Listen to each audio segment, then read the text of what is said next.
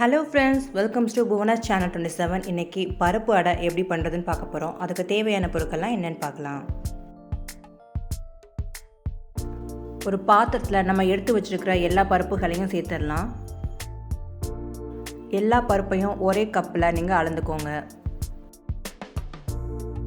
இன்றைக்கி நான் 5 வகையான பருப்பு சேர்த்துருக்கேன்.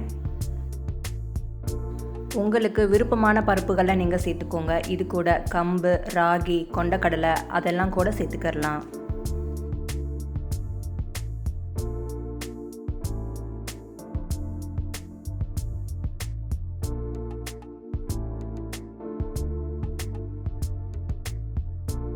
பருப்புகளை சேர்த்ததுக்கப்புறம் 1/2 டீஸ்பூன் அளவுக்கு வெந்தயம் சேர்த்துக்கிறேன். தண்ணி சேர்த்து இது எல்லாத்தையும் நம்ம நல்லா வாஷ் பண்ணி எடுத்துக்கலாம்.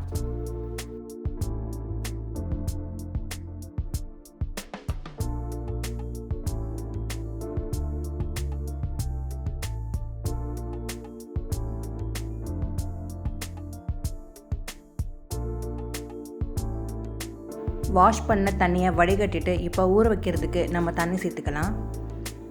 தண்ணி சேர்த்ததுக்கப்புறம் காரத்துக்காக 5 காஞ்ச மிளகாய் சேர்த்துருக்கேன். உங்களோட காரத்துக்கு ஏற்ற மாதிரி நீங்கள் சேர்த்துக்கோங்க. 1 டீஸ்பூன் அளவுக்கு சோம்பு சேர்த்துருக்கேன். ஒரு 4 மணி நேரம் இதை நம்ம மூடி வச்சு ஊற வச்சிடலாம்.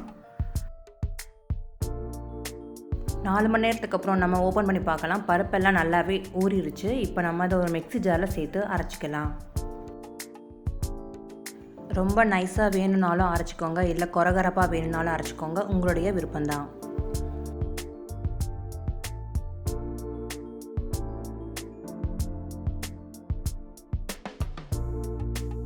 ஊற வச்ச பருப்பெல்லாம் மிக்சியில் சேர்த்தாச்சு. இப்போ அரைக்கிறதுக்கு தண்ணி சேர்த்து நம்ம இதை மாவை அரைச்சிக்கலாம்.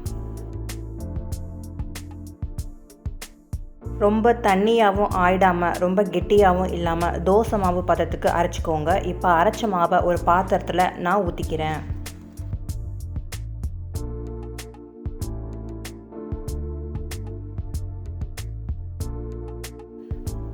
தேவையான அளவு உப்பு சேர்த்துக்கிறேன். 1 பிஞ்ச் அளவுக்கு பெருங்காயம் சேர்த்துக்கிறேன்.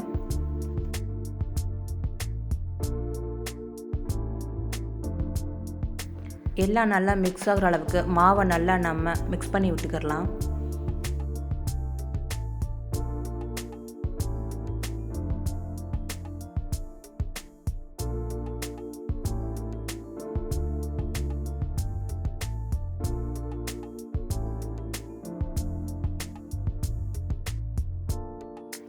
இப்போ தோசை தவாவில் கொஞ்சமாக ஆயில் அப்ளை பண்ணிக்கிறேன்.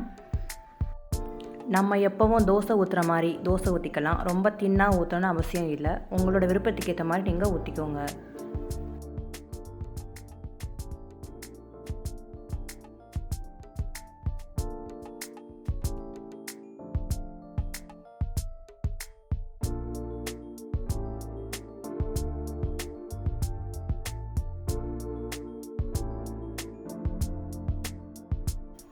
சுற்றி கொஞ்சமாக ஆயில் விட்டுக்கிறேன். அப்போ தான் அடை நல்லா கிறிஸ்பியாக வரும்.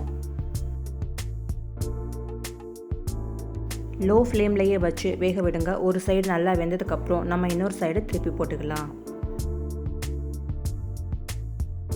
சுவையான அதே நேரத்தில் சத்துக்கள் நிறைஞ்ச பருப்பு அடை ரெடியாகிடுச்சு. நீங்களும் இதை ட்ரை பண்ணி பாருங்கள். இந்த மாதிரி நிறைய வீடியோஸ் உங்களுக்காக காத்துட்ருக்கு. அதெல்லாம் மிஸ் பண்ணாமல் பார்க்கணுன்னா மறக்காமல் நம்ம சேனலை சப்ஸ்கிரைப் பண்ணிக்கோங்க. மறக்காமல் பக்கத்தில் இருக்கிற பெல் பட்டனை கிளிக் பண்ணிக்கோங்க. அப்போ தான் நம்ம வீடியோ போட்ட உடனே நோட்டிஃபிகேஷனாக உங்களுக்கு வரும். தேங்க்ஸ் ஃபார் வாட்சிங்.